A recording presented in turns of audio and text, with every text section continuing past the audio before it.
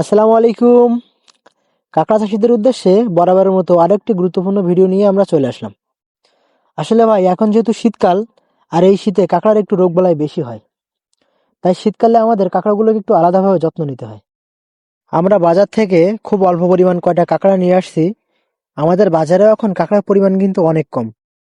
শুধু কিনা আমাদের বাজারে অনেক কম তা না, সারা বাংলাদেশ ব্যাপী এখন কাঁকড়ার পরিমাণ খুবই কম।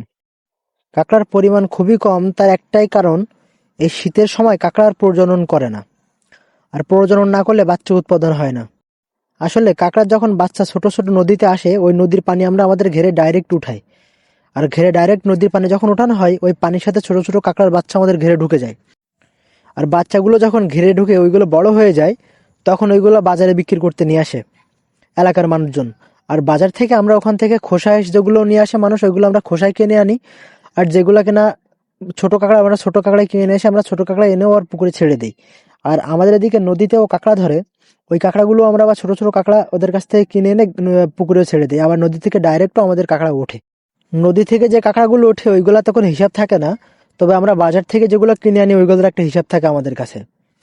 আসলে ভাই কি বলবো, শীতের সময় কাঁকড়া চাষের কথা। এই শীতে যে পরিমাণ কাঁকড়া মরতেছে, তো আমরা ছেড়েও কি করব। প্রচুর পরিমাণ কাঁকড়া মরার ভাগ। এখন শীতে এই মরার ভাগ কমানোর জন্য কি করা যায়, সর্বোত্তম চেষ্টা আমরা করতেছি। আমরা তো আমাদের জায়গা থেকে চেষ্টা করে যাচ্ছি, কাঁকড়াকে সর্বোত্তম চেষ্টা করতেছি বাঁচিয়ে রাখার। আর শীতের সময় একটু বেশি মরে, ওটা আমাদের মেনে নিতে হবে। আপনারা যারা চাষ করেন তারাও মেনে নিতে হবে। আর এই বছর ভাই আমার কপাল একেবারেই খারাপ, আমার কথা আর কেউ বলবেন না। আমার জন্য দোয়া ছাড়া আর কিছু আপনারা করতেও পারবেন না।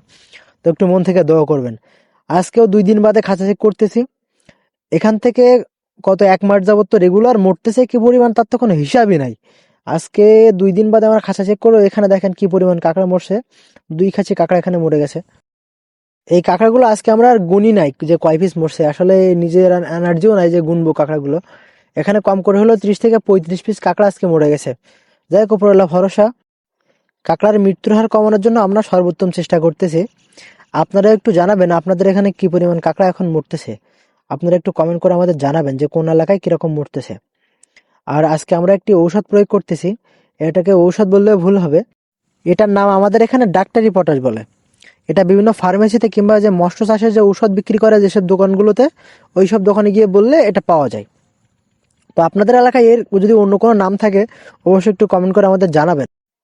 এটি একটি জীবাণুনাশক। এটার কার্যক্ষমতায় দ্রুত সময়ের ভিতর পানির জীবাণু ধ্বংস করে দেয়। আমরা কাঁকড়ার জীবাণু ধ্বংস করার জন্য অনেক প্রকার ঔষধ প্রয়োগ করি, তার ভিতরে সবচেয়ে কম মূল্যে এবং সাশ্রয়ী একটা ঔষধ হচ্ছে এই। এটা প্রয়োগের ফলে এই পানির যে লালচে কালার, এটাও দূর হয়ে যায়। প্লাস পানির উপরে একটা সাদা সাদা মতো একটা আবরণ সৃষ্টি হয় শীতকালে, যেটা কুয়াশা থেকে মূলত আসে। ওইটাও খুব দ্রুত এটা ব্যবহারের ফলে রিমুভ হয়ে যায়। কারণ ওইটা যখন পড়ে তখন কাঁকড়া আবার একটু মরে বেশি। শীতের সময় একটা জিনিস আপনারা বেশি করে খেয়াল রাখবেন, একটা দিনও কিন্তু আপনারা কাঁকড়া চেক করা বাদ দিবেন না। যেখানে থাকেন, যে কাজই করেন না কেন, আপনার যে কয়টা কাঁকড়া থাকুক না কেন, রোজ ওই কাঁকড়াগুলো আপনি দেখবেন যে ওটার কি কন্ডিশন। ওটা যদি শরীরে কোনো ভাবমূর্তি আপনি বোঝেন ও দুর্বল হয়ে যাচ্ছে, কি চলতে পারছে না, নড়তে পারছে না, ওটা খেয়াল রাখবেন। রেখে যদি দেখেন আপনার কোনো সমস্যা নেই, তাহলে ওকে। প্রতিদিন চেক করার ফলে একটা জিনিসে আপনার উপকৃত হতে পারবেন, যে আপনার কোন কাঁকড়াটার সমস্যা আছে। সমস্যা থাকলে ওই কাঁকড়াটি আপনি বিক্রি করে দেবেন। যেমন কেন আজকে আমরা কাঁকড়াগুলো চেক করছি, যেগুলো মরছে ওইগুলো তো আমরা ফেলাই দিছি।